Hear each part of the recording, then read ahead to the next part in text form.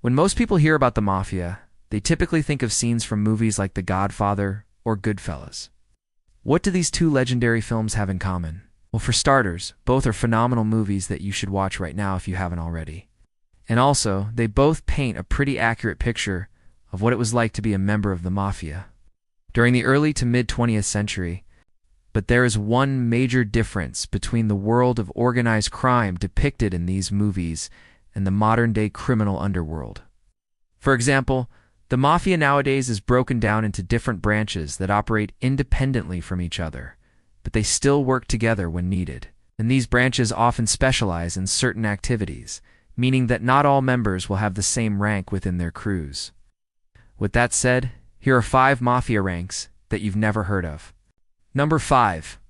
The consigliere. Ever since the days of ancient Rome, every emperor had a consigliere, a trusted advisor who would guide them on important matters. The term consigliere translates directly to English as counselor or advisor, and this is exactly what the position entails. In modern times, though, the consigliere is more than just an advisor. He's usually the second in command under the boss of a family, and he has ultimate responsibility over the family's affairs while the boss is away. A consigliere is normally someone who has proven himself time and time again. He has to be extremely loyal and trustworthy because the boss trusts him with his life and the lives of everyone else in the family. This is why if you ever get the opportunity to become a consigliere, you shouldn't turn it down unless you want to get whacked. Number 4, the caporegime. Straight from the Italian language, the word capo means head, while regime means regime or government. So naturally, when you put these two words together, you get the head of the government or regime. And this is exactly how the capo regime got his name. Back in the old days, the capo regime was a very powerful position, especially during the times of La Cosa Nostra.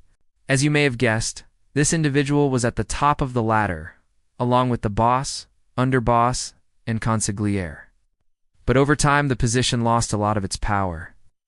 Nowadays, the capo regime is basically just a crew boss, which technically puts him at the top of the ladder within his own crew. The capo regime is responsible for the actions of his crew, and he reports directly to the boss. If anyone in the crew does something stupid and gets arrested, it's the capo regime who gets called into the boss's office and gets an earful. It's also the capo regime's job to pass down orders from the higher-ups to the soldiers and to bring any issues he is having to the boss. Just like every other position, there's some perks that come with being a capo regime. These include getting your own crew of soldiers to boss around, making a decent amount of money, and collecting respect from other mafia members.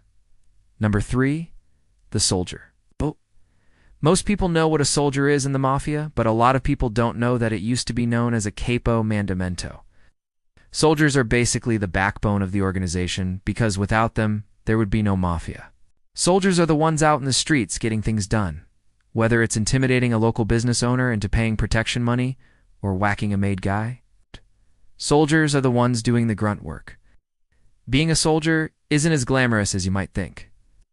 Sure, you get to collect respect from civilians and other criminals, but you're also the one who takes the orders and does the dirty work. There are actually 3 types of soldiers, but they all do similar jobs. The first one is the piazza stigil, who acts as a bodyguard for high-ranking members. Next up is the uomo di rispetto, who is basically a soldier of honor. He's responsible for carrying out whacks, collecting debts, and maintaining the mafia's reputation. The third type of soldier is the uomo di fiducia, who works as an informant for the family. This guy keeps his ears open for any useful information he can give to the higher-ups. Soldiers are ranked below the capo regime and above an associate. Making it to the level of a soldier shows that you're truly in the mafia. There are some perks that come with being a soldier, such as getting to be part of a crew and making a good amount of money. But there are also downsides, such as being ordered to commit crimes and being looked down upon by society. No to the associate. Have you ever wondered how you get into the mafia? Well, the answer is simple. Become an associate. Everyone starts out as an associate, and there's no official title for this position. It's basically a catch-all term for people who work closely with the mafia, but aren't quite considered full members yet. Associates are usually friends of the family who do odd jobs for them. This could be anything from acting as a getaway driver during a robbery to being an informant in another criminal organization. Most associates are one-offs, but some families have groups of associates that they use for certain jobs. For example, the Gambino crime family had a group of associates that specialized in hijacking trucks. These guys weren't officially in the family, but they worked closely with them and were considered trusted members of the organization.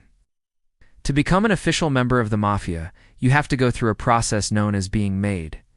This usually involves being involved in a serious crime, such as a murder, and is often done behind closed doors. Not everyone who works closely with the mafia gets made, but it's a necessary step if you want to climb the ranks and become a soldier. 1. The underboss. Right under the boss is the underboss. He is the second most powerful man in the family and is often the one who helps run the day-to-day operations. A lot of people don't know this, but the underboss is actually the one who's in charge of most of the illegal activities carried out by the family. He's also the one who helps the boss make important decisions and often acts as a mediator between the boss and other members of the family. If you think being a consigliere is a prestigious position, then you must really admire the underboss, because he's even higher up than the consigliere. Now, you might be asking yourself, why is the underboss below the consigliere? Well, it all has to do with loyalty. The underboss is chosen based on his ability to do the job, while the consigliere is chosen based on his loyalty to the boss. That's why the consigliere always reports directly to the boss, while the underboss reports to the consigliere.